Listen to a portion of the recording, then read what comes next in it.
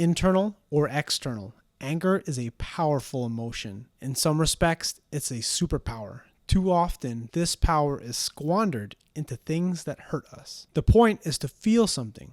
That's why we love drama, especially when we're not the center of it. I haven't been on YouTube much because I've been working on other projects, but randomly on Labor Day, I was scrolling through my subscription feed and I saw a video that caught my attention. It was POG, Physiques of Greatness, Chris Jones talking about some issues with Vince. I don't know much about the story, and feel free to fill me in, but I watched the whole video.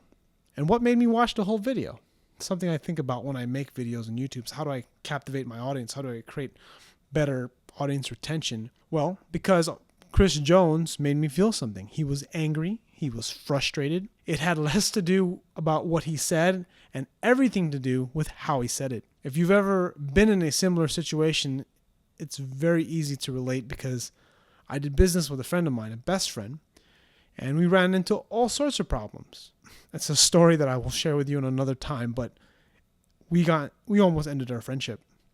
And I left a comment on their feed, on Physiques of Greatness feed. It sounded like you were good friends. So sorry, I mean, it kind of sucks that this has happened to you guys. And one phrase, that vividly I remember from Chris Jones' video was, "And I'll be damned if I let anybody keep me from getting this, living my dream. So I came back every day, every week, grind. You mean to tell me you let some fucking trolls you don't even know keep you from getting money?" Look, it doesn't have to be money. It could be anything. Insert whatever it is you're currently working on, whatever's driving you forward, whatever motivates you.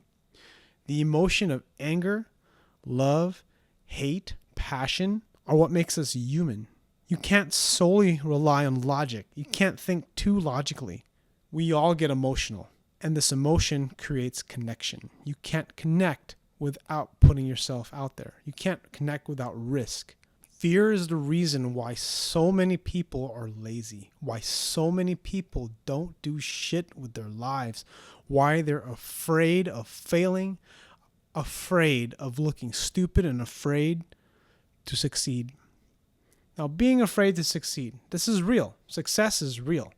Because if you're successful, what's next? What the fuck is next? There's a bigger weight to lift, a harder job that's ahead of you. After you accomplish that big squat, what's next? A bigger squat. Fuck, I miss powerlifting so much. So I guess it's best to bitch, crawl up into a little ball and hide from everything that exposes you to physical and emotional pain. Is that what you're supposed to do? Of course not.